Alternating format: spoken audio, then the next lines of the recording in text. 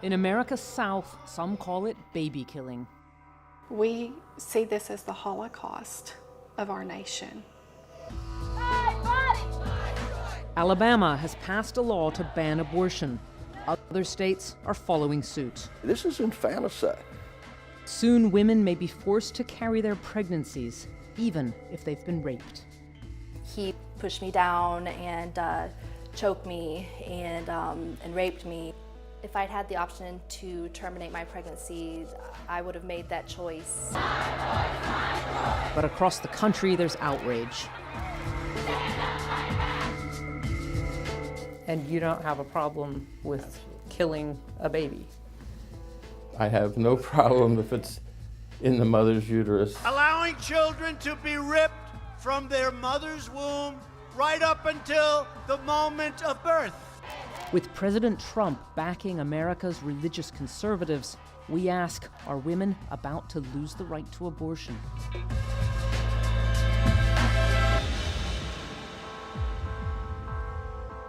It's already hard to get an abortion in America's South, but soon it could get a lot harder. Earlier this year, Alabama passed the toughest abortion ban in America. It's due to take effect in November. The law bans all women, except those with serious health risks from abortion. America's Supreme Court, the highest in the land, gave women the right to abortion 47 years ago in a landmark case known as Roe v. Wade. Now the southern states, whose abortion bans are being legally challenged, want to use them to overturn the Supreme Court ruling. We headed hundreds of miles across the Deep South towards Arkansas. It's not called the Bible Belt for nothing. It's like there's a church on almost every corner here. The belief amongst Christians here is that life starts at conception and must be preserved at almost any cost. Candy is a mother of 7. When she was 19 years old, she decided to have an abortion. That deep spirit within me was like, no, this is not right. And I changed my mind on the table. I had the nurse telling me that it was too late, and I was fighting the nurse. She called for help. 2 other nurses came in, and they held me down while the abortion was completed. Nature tells us how valuable human life is. Traumatized, Candy turned to religion and then set up an agency to persuade women to give up their children for adoption instead of aborting. I took the life of that child.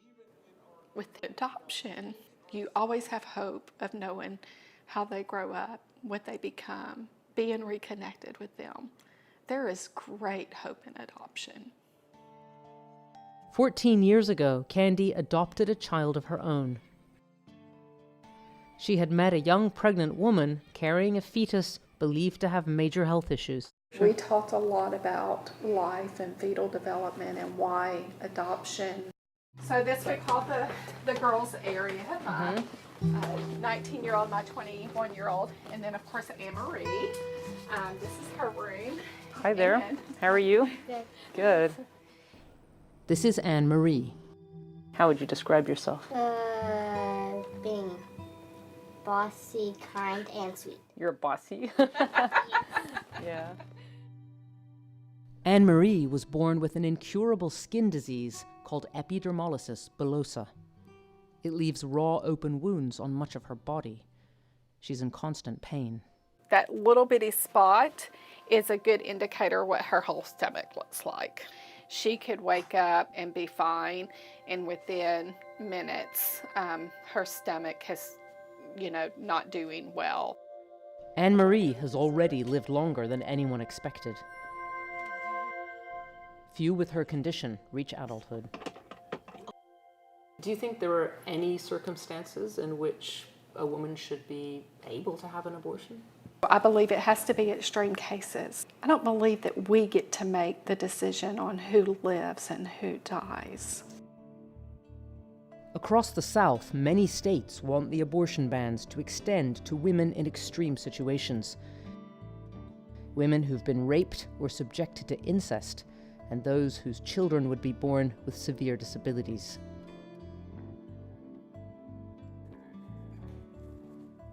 In Alabama, we met Dina Zerlot. Dina was raped when she was 17. It was a boy I knew from school. He followed me into the kitchen and proceeded to push me down and choke me and raped me. For ongoing health reasons, Dina didn't find out she was pregnant until 8 months later, which meant she couldn't get an abortion. She was also told her child would be severely impaired. There would be no higher function of her brain. She would be born blind and deaf, unable to probably suck a bottle. She would live in pain. Dina loved Zoe deeply, but her child also brought back the memory of the rape. I was constantly being brought back to that trauma on a regular basis. As for Zoe, she was in constant pain. Her whole body would just lock up, and almost like to the point where you were afraid to touch her, afraid to move her because it looked like her bones might break. Zoe passed away after a short, painful life. Zoe died whenever I was 19 years old. She didn't make it to her second birthday.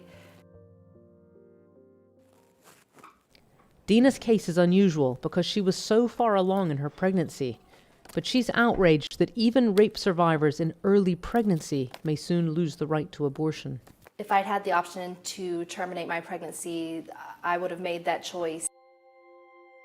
Alabama's abortion ban goes the furthest, but 12 other states have joined the crusade.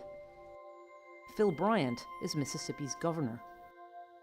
You want to ban abortion even in the cases where the woman has been raped or the victim of incest, is that right? Two things about that. One, the child had nothing to do with it. An ideal scenario would be to save every child. Even if the woman's been raped? That's right. But just looking at the issue itself, it's a very difficult thing It is difficult. for a woman to carry her Sure. rapist's Sure. child. It is. And it's a very difficult thing for a baby to be dismembered. Unbelievable. And now, this deeply emotional, ethical debate has exploded onto the political scene. Allowing children to be ripped from their mother's womb right up until the moment of birth. What's that all about? President Trump knows that the conservative Christian vote is critical to winning next year's presidential elections.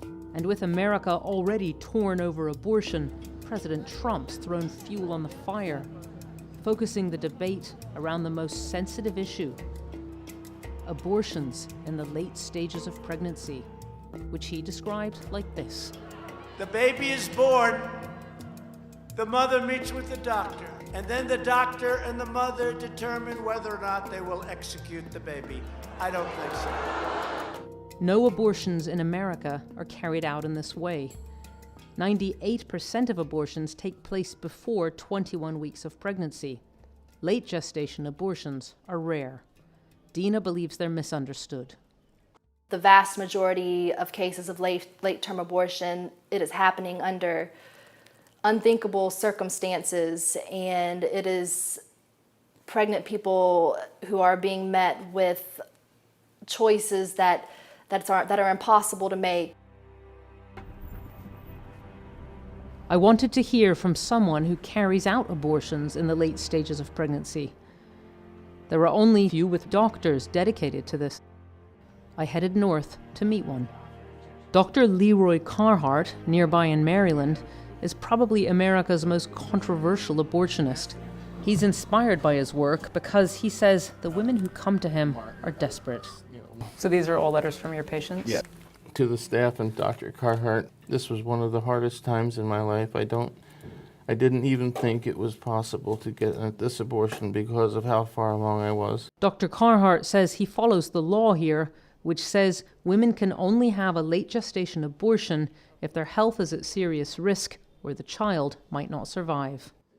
So how broadly do you define medical need? I believe it goes into financial health, social health. But what's important to me is the woman has to tell me that it's going to destroy her life if she can't carry the baby, if she has to carry the baby. Anti-abortionists accuse Dr. Carhart of unnecessary abortions very late in pregnancies. He firmly denies this.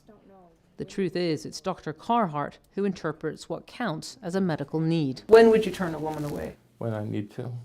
I'm not going to go where you want to go. To the fetus, it makes no difference whether it's born or not born. Okay? The baby has no input in this as far as I'm concerned. But it's interesting that you use the word baby, because a lot of abortionists won't use that. They'll use the word fetus because they don't want to acknowledge that there's a life. I think that it is a baby, and I use it with the patients. And you don't have a problem with killing a baby? I have no problem if it's in the mother's uterus. He believes conservatives in America are trying to push women back into the dark ages. Their entire goal is to take away a woman's right to determine her pregnancy level, and therefore her ability to be employed, to become successful, to become a functioning part of society. They want the woman to stay home barefoot and pregnant. Is there a bigger picture here that you and President Trump trying to turn the clock back, bring America back to what you see as a more moral kind of age? I'm not going to preach or talk about morality. People have to make that decision with their faith and with their God. We're just simply saying we think it's wrong to take an innocent life of a child in the womb.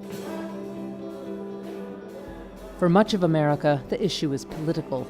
But for Candy, it's deeply personal. Anne-Marie, living proof in her view that America would be better without abortion.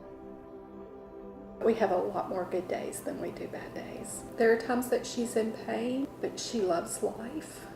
I would absolutely like to see abortion abolished in America. We see this as the Holocaust of our nation.